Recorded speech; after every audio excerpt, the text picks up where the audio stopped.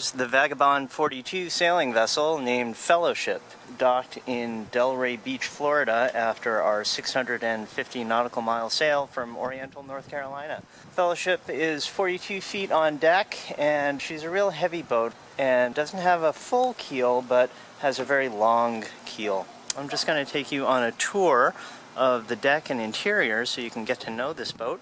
One kind of unique thing is that it has those ports. There's an aft cabin back there. It's kind of nice that you can just lie in bed and see outside at what's going on behind the boat. Got two anchors, a Rocna 33, which weighs 73 pounds. It's got this roll bar, so when the anchor hits ground, the roll bar sends the tip straight into the ground. From what I've heard, this anchor sets immediately in almost any condition. And then over here, we've got the good old 60-pound CQR. Probably doesn't set quite as well as a Rocna, but in its day, it was the greatest anchor ever, I think. He's got a solid stainless steel rod for a bobstay. I don't know if you can tell, but it's bent. So I think at some point, there may have been a collision there that bent it. Personally, I'm not sure if the rod is better than going with half-inch stainless chain, in which case you wouldn't have to worry about it bending like that. He's got a huge stainless steel anchor swivel. This is made by a Norwegian company called Anchorlift. On this boat, the anchor swivel is connected directly to the anchor. That's actually not advised by the company that makes a Rocna anchor.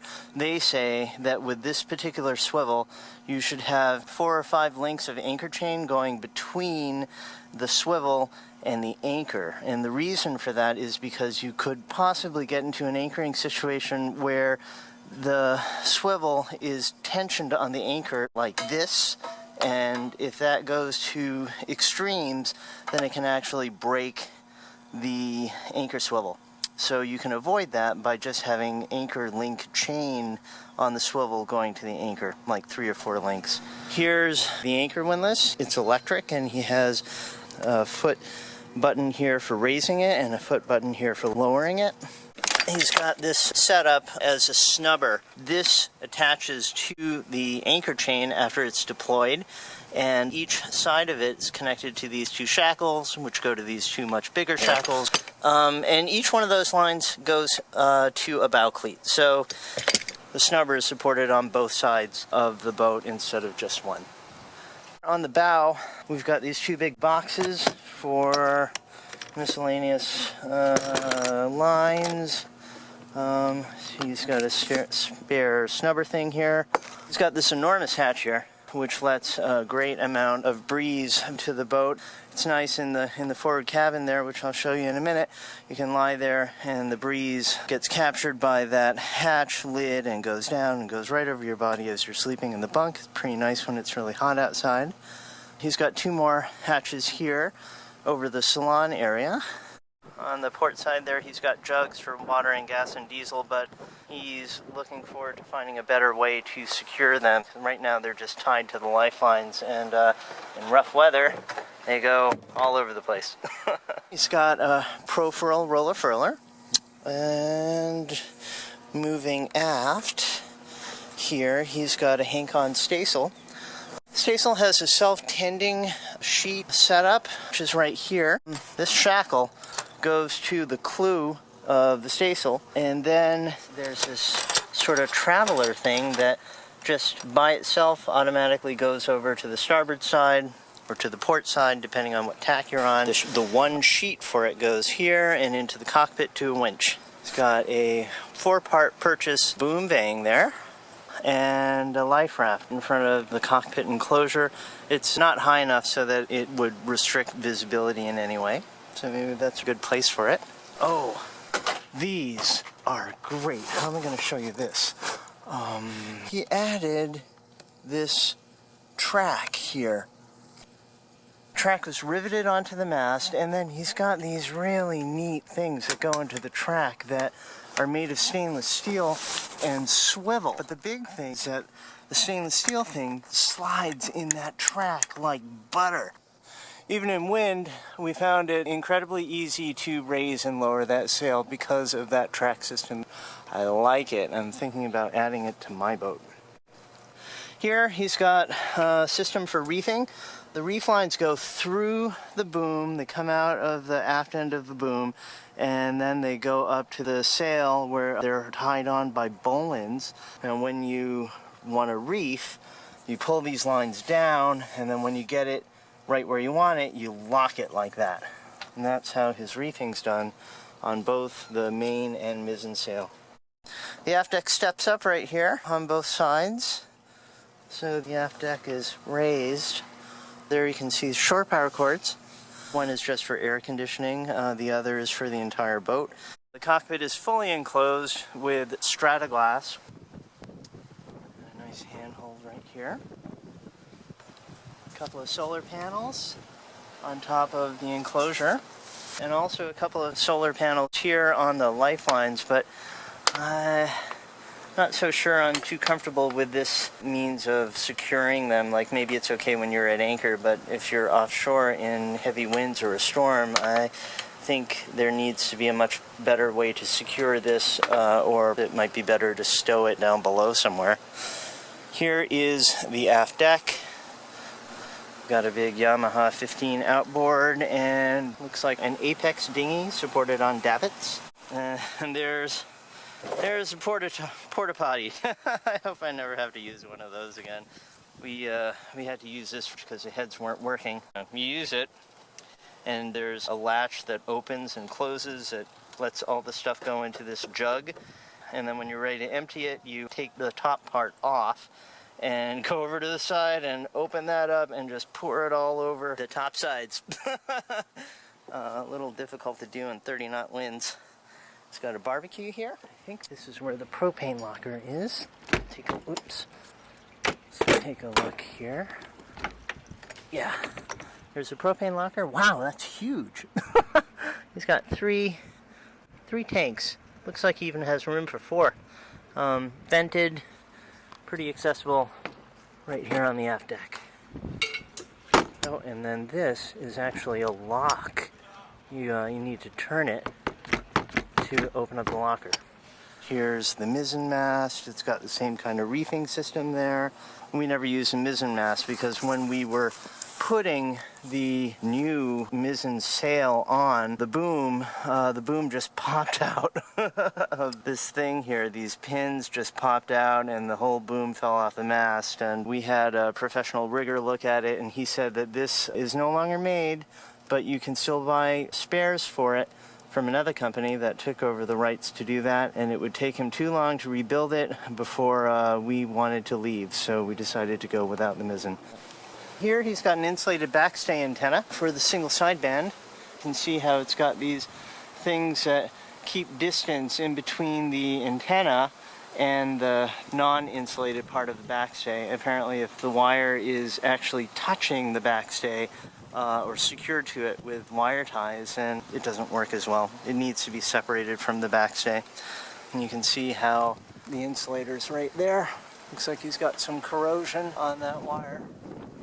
That's the main sheet with a 3-part purchase block system. Hits on a little traveler right there. Goes to the winch right there. Oh, looking at the mast, that's a hydrostatic EPIRB. So, like if the boat ever sank or rolled and that thing got submerged, then it would automatically activate. I'm not exactly sure I dig that. Like if it was my boat and the boat went over 90 degrees and the EPIRB got submerged and went off, I might not necessarily be in a situation where I'd want to call the Coast Guard and tell them to come rescue me. But it's kind of interesting. I've actually never seen a hydrostatic EPIRB before. Going up the mizzen mast, he's got a 400-watt Eric's Marine wind generator. I really like those because, well, I hate how noisy they are, but I like that they're designed to withstand hurricane force winds. So in my opinion, it's the safest wind generator out there. Above that, he's got a radar dome made by JRC. Above that looks like a TV antenna. Here's the cockpit. Now the boat's not in showroom condition right now. We just made port a couple of days ago. We've got these cushions here, 3 of them, this one, and that one for the 3 of us. We've got this little step right here, so that when you're standing at the cockpit, if you're not tall enough, you can step on that. And when you're standing here at the helm, you have pretty good visibility through these strata-glass windows right here. And there's also visibility of the mast through the strata-glass window at the top of the enclosure. Here he's got a Garmin GPS chart plotter. Here he's got a control for an autopilot, and here he's got a wind speed and direction instrument.